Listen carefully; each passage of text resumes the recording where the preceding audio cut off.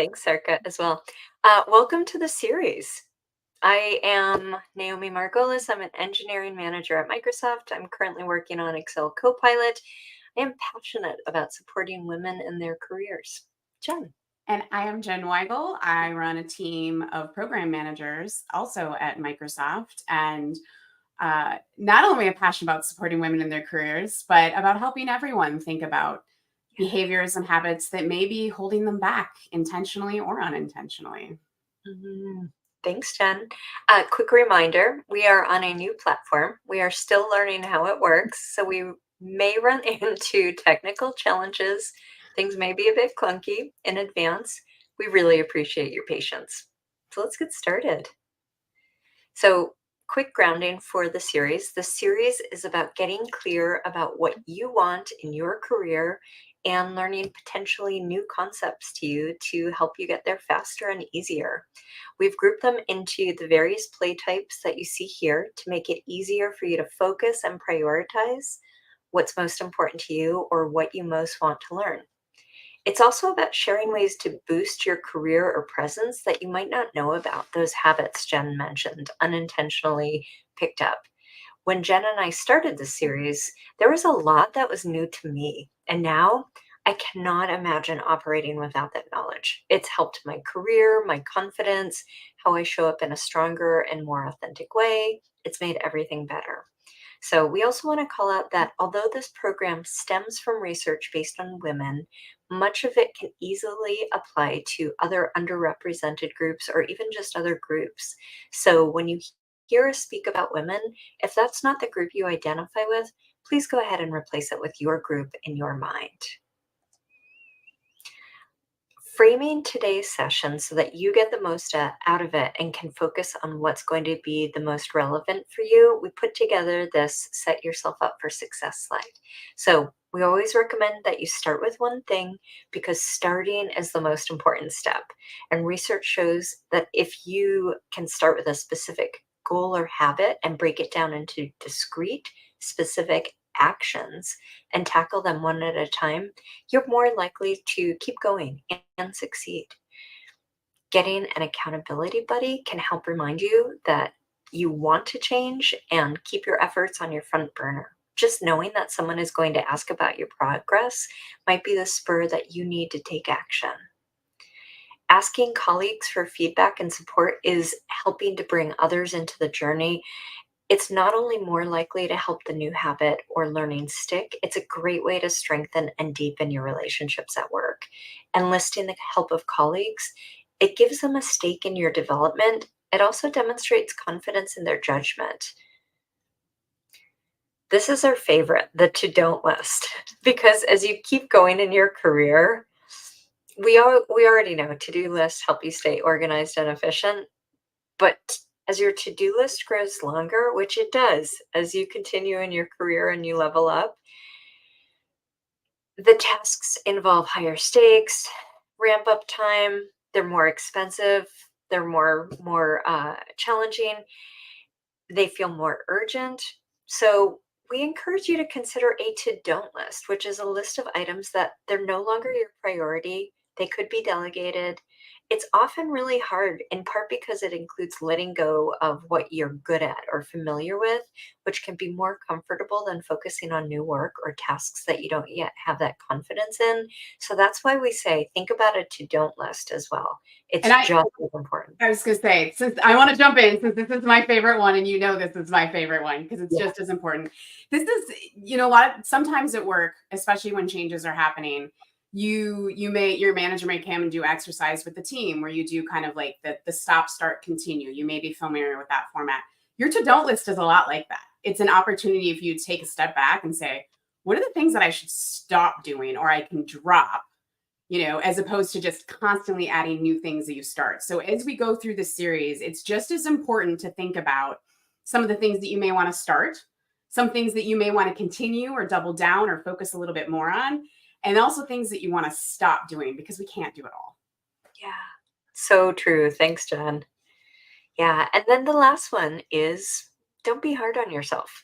Women are typically much harder on themselves than men are. They tend to worry more about their perceived faults. They feel greater pressure to make improvements.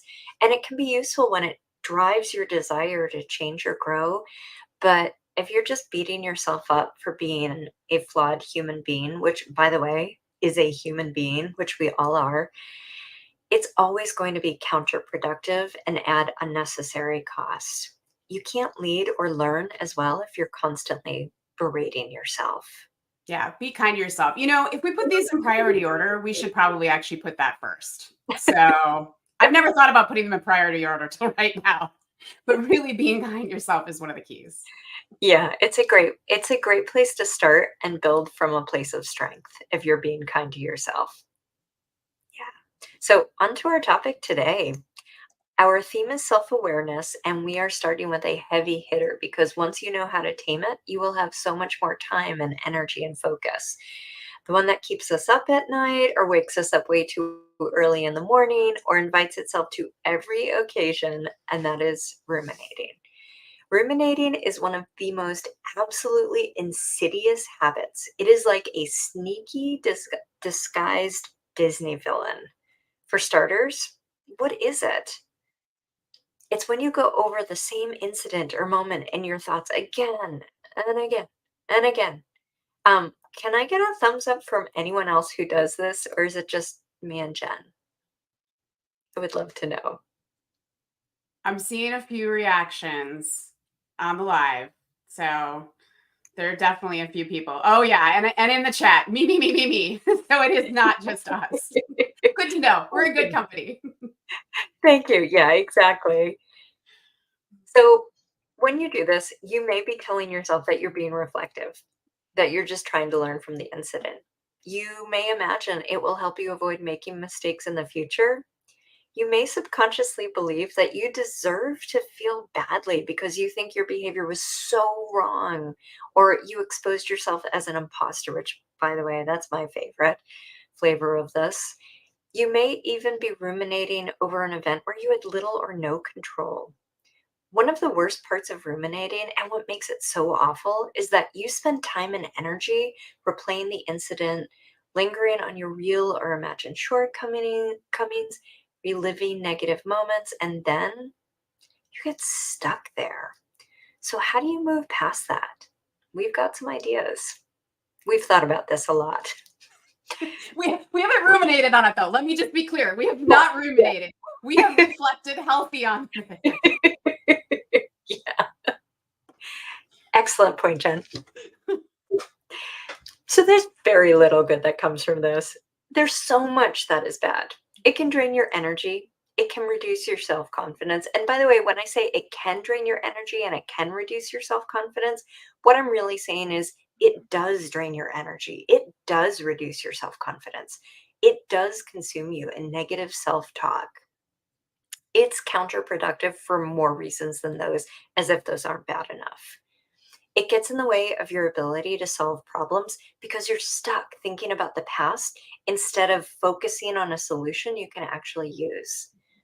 There's this false sense of security, almost like a really unhealthy security blanket when you ruminate, as if you're being productive. Or by going over that situation yet again, you're setting yourself up to do things differently next time. But the longer you do that, the longer you're making yourself feel bad, the longer you drain your energy, the longer you're putting off changing the behaviors or habits that landed you in the situation in the first place. So you can see why I'm comparing this to a sneaky, evil Disney villain. Just like a nemesis, it blocks you from taking action or getting to where you want to go. Researchers found that ruminators often continue analyzing their situation even after they've developed a plan for dealing with it.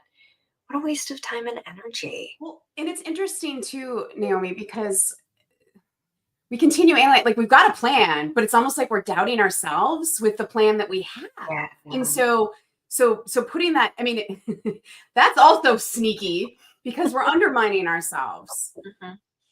So I think it's not only a waste of time and energy, but it can really weigh on your self-confidence. And I know we'll talk more about confidence throughout the series as this year goes, but I think it's just a really important call out that one of the reasons we're starting with this topic is because it really can be prevalent in so many things, and you may not recognize it. Yeah, great tie-in with self-awareness, because if you don't know, it's really hard to change. You're not going to accidentally stumble out of this, or you're unlikely to. So when Jen and I were first working on this topic together, I was reading and researching as we do for every event, and I was thinking like, oh, wow, I don't have any personal ruminating stories to include for this event. Like, none. Wonder what I'll talk about. And then I remembered that not only did I have a personal example, I had so many examples. These are memories that I had happily suppressed, and they all started popping back up in my mind. So, my personal form of rumination manifests as timelines. These timelines are highly detailed. They are so time consuming. Their sole purpose, in hindsight, is to provide what I considered a compelling case for better rewards, for a promotion, for a new job. In at least one case, I spent about 8 hours over a weekend putting this timeline together. One of many, I just have to add. Also, in hindsight, it would have been so much more useful if I had spent that time and energy either looking for a new job or being direct about asking for what I wanted without thinking I needed a timeline of justification or proof for what I was asking for. And the best part is that I rarely shared or sent these timelines to the managers they were written for. It was so pointless. Jen? I'm laughing because someone just put in the chat, I think I have a PhD in rumination. Like, Yeah. yes, if this resonates, it's so funny too, because when you and I first started talking about it, both of us were kind of like, oh, we don't ruminate, and then as you started sharing that example, I was like, oh my gosh, I've done that too. Wait a second, this is a lot more prevalent than I realized. So I love that. I think some of us may have PhDs a little bit in rumination. Yeah. There's also a couple comments in the chat about suggestions, practices, and I just want to let you know we're going there. We are going to get there. We're going to talk about how you can start to break this habit and shift on more of the healthy reflection pieces. So we will get there. But the people that are saying that it's actually, I'm going to throw this comment up here, it's so hard to break and stop that habit when it starts. Yeah, Sabrina. So we Yeah. all do it, whether we recognize it or not. And hopefully this will help you recognize it. And then we'll talk strategies about how not to. Yeah. As we're sharing these throughout the entire series, please know that the reason we're sharing these is because we have ideas on how to get past them, not just so that we can say, like, here's something that is very, in this case, sad. I'm just going to say. So I'm going to say that with time, I've come to realize it's as if I doubted my value. It's as if I doubted my contributions or the quality of the work. And really, the person I needed to convince was myself. Honestly, nothing actually came out of these ruminations except beautiful, beautiful timelines. Like, that's great. That's something I want on my tombstone. So much time spent, so also great. I went back and I found and I read some of them when I was preparing for this session. And here's the thing, on the bright side, growth, but it did make me feel really compassionate and sorry for those times in my life. So I am a mostly reformed ruminator, and I am so much better off for it. I have not spent any weekends making timelines, and now I can say years plural, and that's very exciting. There is a comment in the chat that even mentions I ruminate about my ruminating. So like we'll help you. We'll help you reflect on where you may be and how you can move past it, because it does take some work. And actually, what I really like about the point that you shared, and I'm going to kind of come back to what I said earlier too, is even when you have a plan for it, when you start to doubt yourself, you're undermining yourself. So there is this element of the confidence. And so to your point, you realized you just needed that justification of yourself for yourself. Like it wasn't necessarily for others. You were doubting yourself and you needed that validation. Yeah. And I really do love that. I love the experts that we've got in our audience on ruminating today. So how do you shake this habit? How do you break yourself out of this? This may sound like there, this may not be a surprise, but asking yourself what the hell is wrong with you isn't actually the answer. It may sound introspective, but it is not. When I was reading research that women are more likely to look at what went wrong and turn it inwards and blame themselves, that resonated with me. When I was reading from a book that men are more likely to say, I made a mistake. We all do. It's time to move on. Like, we all do. That was mind blowing for me. It is time to move on. And that translates directly into taking action and focusing on what you can do going forward. That word forward, that is the key word.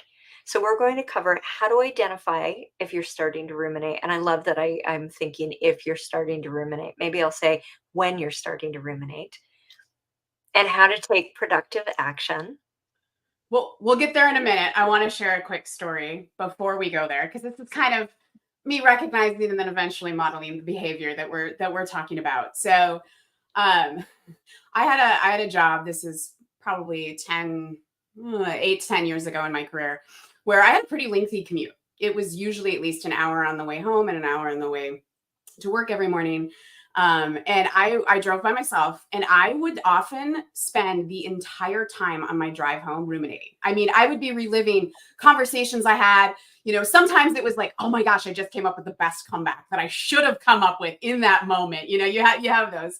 But I'd be driving, and I will say I probably had a little bit of road rage at times too, because traffic's never fun to deal with. But I'd be driving and I'd be just kind of like infuriated about things that had happened during the day. And I just would keep thinking about them and thinking about them. And sometimes if it was a big enough one, I'd get back in the car the next morning and I would still be ruminating all my way to work, right? Not the best way to spend your commute, I will say. Maybe it feels good in the moment, but especially the next morning. So God, so productive. so productive. So it's interesting because I don't know that I necessarily did this intentionally, but it started to happen. Around that time, I moved into a people manager role. And what I found was a lot of times in the morning, the drive, I'd spend my time actually role playing conversations I was going to have with my new direct reports because, I just, it wasn't natural to me yet at that point. It was a very new skill that I was learning and developing. And so I'd spend the time kind of planning for the day and thinking about how am I going to have this conversation, whether I was worried about it or not, just helping me kind of get into that practice. And it's interesting because over time, my focus actually became more on almost like manifesting what was to come and practicing and thinking about that than ruminating on what had already happened. And it is interesting because I found too personally, like the busier that I get, the less time I have to ruminate. I mean, it kind of goes back to like, nope, I just have to move on. Like I may walk out of a meeting today and I'm like, well, that didn't go so well. But then I'm jumping into another meeting right away. And so you don't even have a whole lot of time to process that, which sometimes may be healthy, sometimes maybe not. But I think it's about how do you build those habits so that you are taking the time and energy that you may have spent ruminating and focusing on something that you can actually impact going forward. Yeah, I love that. I'm just picturing you, Jen, driving and talking out loud and like shaking fists and like scowling and making faces to and from work. Oh yeah. Oh yeah. I'm sure the drivers around me were all like, wow, she must be on her phone, like how furious her expressions are and things like that. Nope, just Just you. ruminating in my car. Just so let's talk about how to help yourself move past ruminating. First, you have to be able to recognize when you are ruminating. So, how would you recognize that? Do you find yourself trying to rewrite the incident? Do you notice your questions to yourself are about what is wrong with you instead of what can I learn from what happened? If your thoughts are focused on the past and not shifting towards the future, which Jen, I think your anecdote is perfectly designed to highlight that, then you, my friend, are ruminating. So, how to get past that? We've got a few ideas that we use. Your interrupt can be a trusted friend or mentor that can provide feedback or remind you how to let go, how to stop dwelling on an incident. You don't even have to reach out to them directly. I love this part. You can just imagine them in your head giving you advice, supporting you, cheering you on. I completely do that with Jen. I'm like, oh, I'm going to tell Jen, oh, yeah, she's going to remind me I'm ruminating. So that's really helpful for me. For me, one of my favorite ones is space boxing. So which acts as a timer. So if I'm on a walk, I give myself until I hit the next stop sign, which literally stops me. And I see it coming and I'm like, okay, think really hard and furiously because you've just got those few feet before you hit that stop sign. I've used a staircase. One example, I work on the fourth floor. I ran into a senior vice president one morning who greeted me by name, and I replied with some like completely inane comment about the weather. And I was walking down the stairs, completely ruminating about how inane I must have appeared. I was beating myself up, and I reminded myself, in part because I was meeting with Jen that morning to discuss ruminating, like for this event. And I'm like, oh my gosh, Naomi, okay, you have till the bottom of the staircase and then you have to stop. Thankfully, because otherwise I might have ruminated a lot longer. But that's how I use my physical environment to shift my focus. Jen? I will say my tip is, this is kind of my go-to, is stopping and asking myself, is this going to matter in a year? Right. Oh, I like to put post-its on my monitor where I can see them. And that'll be one of like, why does this even matter? Right. So I actually, there's a philosophy I just read in a book about decision making, and part of distancing yourself from kind of that moment you might be caught up in it's called the 10-10-10 rule. And it's, will this matter in 10 minutes? This decision that I'm making or this thing that I'm thinking about, will it matter in 10 months? So you could use 10 months or a year. And will it matter in 10 years? And it's really interesting because the difference in 10 minutes, 10 months, and 10 years is pretty dramatic. And for a lot of things, they're not going to matter in 10 years. A lot of decisions and things that we think about and we make. Some of them may matter in 10 months or a year, you know, in 10 minutes, I'm still caught up in the emotion, right? But I think finding whatever that is for you, is it going to matter in a year? Is it going to matter in a week? Like, what is that right level for you to think about? It's stopping and asking yourself that. And some of that goes into, being able to take that step back and ask yourself that will help you build confidence too, because you're kind of taking an unbiased observer position in some ways. I mean, like, how can you be, it's never easy to be objective when you are caught up in the moment. And especially when you're feeling something very strongly about a situation, but trying to find that gauge of, will this matter in a week? Will it matter in 10 minutes? Will it matter in 10 months? Whatever, it gives you a little bit more objectivity. I love that. I think that's a great approach too. And then the other thing is, and this is so important, how to figure out a way to interrupt yourself before you fall into the ruminating trap. So for me, again, it's limiting myself using my physical environment, stairs or stop signs. And the nice thing about that is it's always sooner than I want it to be. I'm always going to hit the bottom of the staircase, literally, not in any sort of crash and burn way. I'm always going to see a stop sign coming up because of the neighborhood I live in. And having that as the reminder sometimes even stops it. I start going into it and I think to myself, just until the stop sign. And then I think, you know what? Just move on.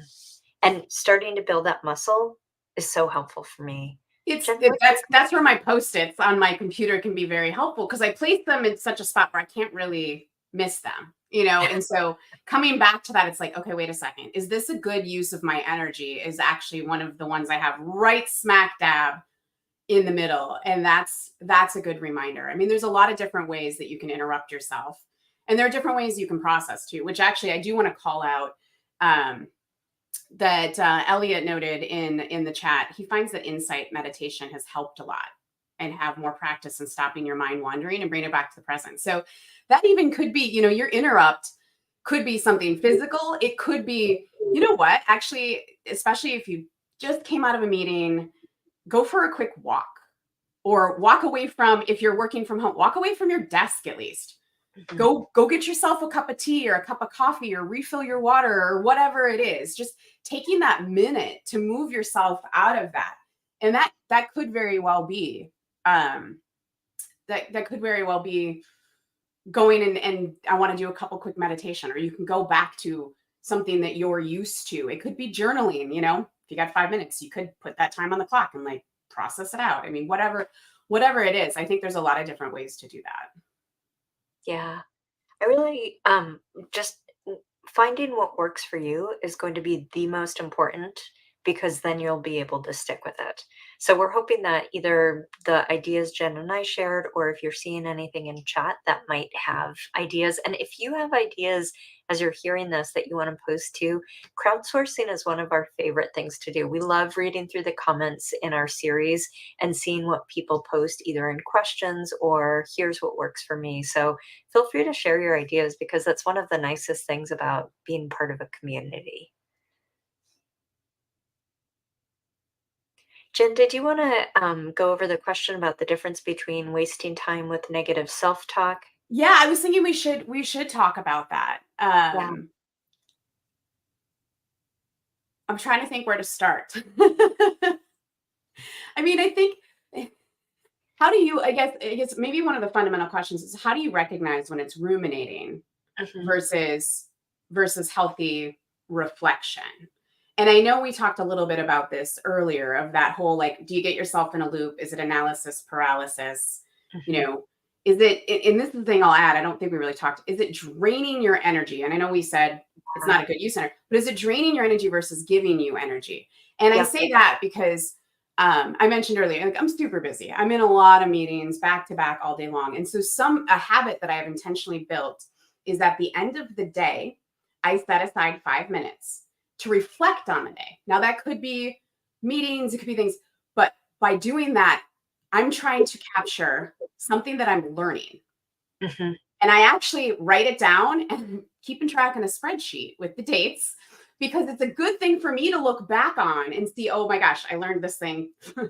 I had to reinforce it to my brain 4 times before it sunk in. But it's allowing me to track in a healthy way. It's not I'm ruminating on I shouldn't have said this in this situation. It's more of what can I learn from this situation and how do I move on? And that daily reflection at the end of the day is giving me energy. So I know that in myself, it's healthy reflection, not Mhm. the ruminating. I don't know what that's, I mean, that's kind of my thought on it right now. Naomi, I don't know if you have anything else to add from your perspective. Just impressed at how organized you are. And I've known you for years and you continue to impress me with how organized you are. I would just second what Jen said about energy. It's not that every single thing is always going to give you energy, but if you're wondering about healthy self reflection and rumination, rumination is inevitably an energy drain and it doesn't lead you anywhere. Whereas healthy self reflection, again, is not asking what's wrong with you, it's asking, what can I learn here? And when you shift that question to what can I learn here, it does something in your brain that actually shifts your focus. So it's almost like changing glasses or lenses, that it redirects your attention in a way that can be productive and healthy instead of what's wrong with you. Yeah. So I think, did we already talk about remind and move on? I think we did. Did I we? I I'm think trying to remember where we left off. Did we talk about reminding yourself to move on? yeah, I think we're actually going into kind of summarizing the tips for moving on, Okay. which is, yeah, going on to that. So, our goal for this series, as it has been for the last couple of years, is to help you have specific, actionable steps so you leave with a clear idea of what you want to do next and how you're going to do it. Again, every single thing that you're hearing filters through the you lens. And so, what is most helpful to you? What's most relevant to you? What is authentically you? Keep it in mind that authentically you, if you're here, it's likely that the authentic you wants to grow and wants to learn. One of the questions that we sometimes get is, are we just telling people to change? And we're not. We really want you to be you and continue being you. We want you to achieve your goals and be the self that you want to be. So, our tips here for ruminating and self-awareness is to make sure you know what to look out for so that you can recognize when you're ruminating. You'll get better and better at it, just like you would go from 1 to 3 to 5 and increase your pound weights when you're doing bicep curls. That's exactly the same philosophy here. Pardon me. Uh, have a goal for how you can interrupt your ruminations and shift your focus to getting on with your goals so that plan that you know what to do next time you find yourself ruminating. Remind yourself that you are doing your best. We always are. And being hard on yourself is not as helpful as perhaps people think it is. And lastly, pardon me, growth is not always comfortable. And in fact, maybe it's rarely comfortable. So remember why you're here and where you want to go to help you get past any growing pains that might be standing in your way. And I want to double down on that one a little bit because not just on this topic, but topics that we talk about throughout the year, throughout the series, there are some things you're going to be like, I just don't feel comfortable trying that. I don't, I would encourage you. I'm not saying go do something that wildly drastically different that's really going to make you uncomfortable. But you got to learn to sit with the discomfort a little bit because it's those moments where you push yourself out of your comfort zone that you actually grow. I mean, that's really where you learn. I've learned this from my own experience, but I know there's also studies actually out there where they've done research that supports this. And it's not, like I said, the drastic moments, because that won't help you learn. It can lead to more of analysis paralysis and anxiety, which is not what we want. But I do want to encourage you just to nudge, we'll call it a nudge you a little bit out of your comfort zone so that you can build these muscles and you can make changes. And so that very well for you today may be figuring out, how do I recognize it? Or maybe you already recognize it. How am I going to interrupt it? How, and it may be something that doesn't seem comfortable that you're just going to have to try to start doing. Yeah.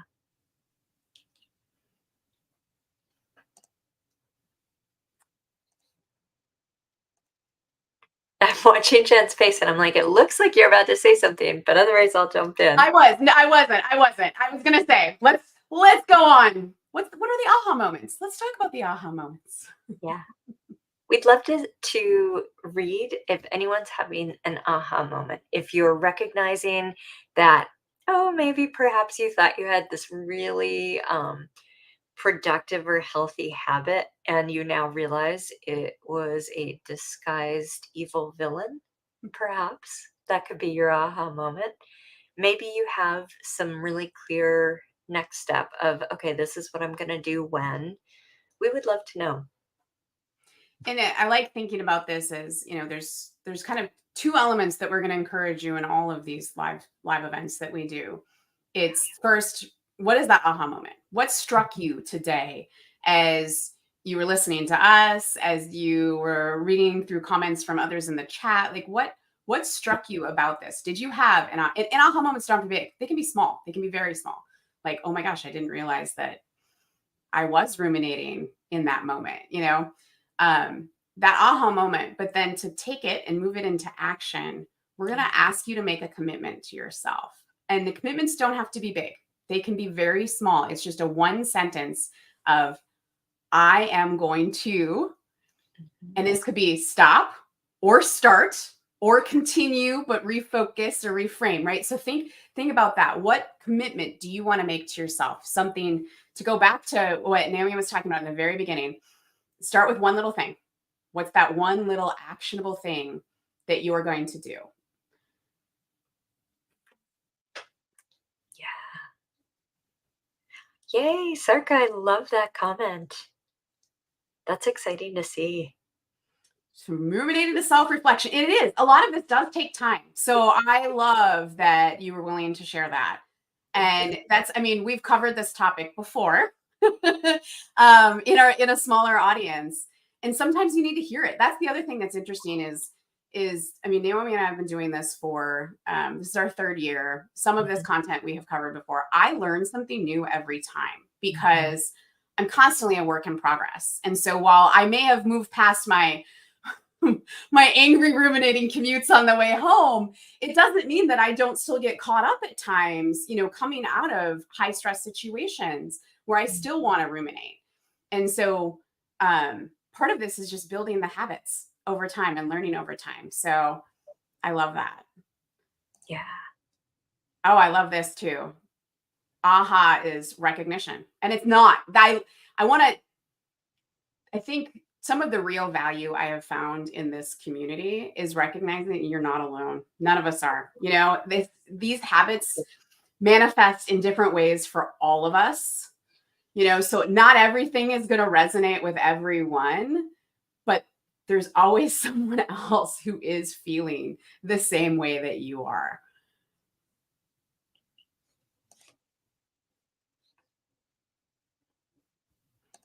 Oh, I love what Tiffany put too. Love that.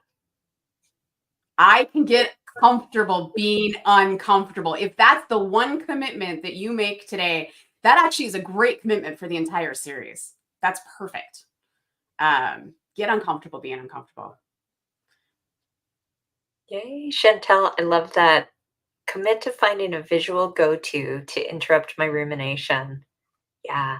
And honestly, when I first started with the stop sign, I thought, is this too literal? And then I thought, no, I need it to be this strong. I need it to be that in your face. I love that in your face. I mean, you know what though? It's interesting because this is where a buddy could help too. I don't know that you and I have done that directly, but like I haven't like when Naomi's been talking to me and she's been I haven't been like stop. But maybe I will now because I know that visual will help you. So it's an interesting thing because you could enlist a friend that you confide in a lot and say like that kind of go-to visual will actually help me. Yep. Cheryl, I love that comment. Yeah, I think that's so nice and true. It's interesting too, and we talk about this in a couple. Excuse me, and I know we've talked about this before, and I feel like we will get to this a little bit later this year too. But some of the ways that you can channel is, what would I tell a friend? Mm-hmm. And we tend to give a lot more kindness and understanding to our friends than we do ourselves. So think about the advice that you would give a friend. So if you're ruminating, that's another tactic that you could use is like, well, what would I say to a friend that was in this situation who was ruminating? Yeah.